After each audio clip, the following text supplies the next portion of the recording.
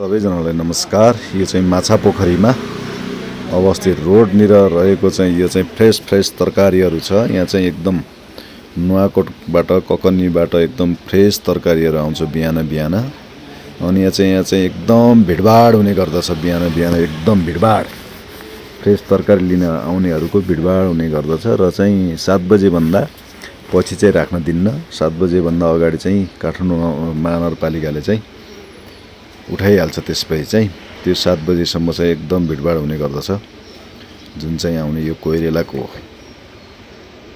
आलु, भेन्टा, मकै, फलफुलहरू, दही दुध पनि पाउँछ। फ्रेस नुवाकोटबाट आएको दही दुधहरू पनि पाउँछ। लोकल गाउँबाट आएको काउलीहरू आफ्नै बारीमा उत्पादन गरेको नुवाकोटवासीहरूले फ्रेस तरकारीहरू माछापोखरीमा पाउनुहुनेछ।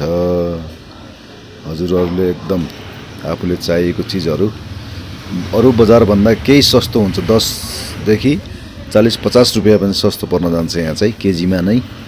त्यही भएर हजुरहरूलाई चाहिएको सामानहरू, चाहिएको तरकारीहरू, चाहिएको दुध दही जन्ने पदार्थहरू, फलफुलहरू हजुरहरूले यहाँ आएर लिन सक्नुहुनेछ। फ्रेस हुन्छ, एकदम फ्रेस। आफूले छानी फ्रेस तरकारीहरू लिन माछापोखरीमा आउनु होला। यो बिहानदेखि 4, 4:30, 5 बजे सुरु भएर 7 बजेसम्म हुन्छ।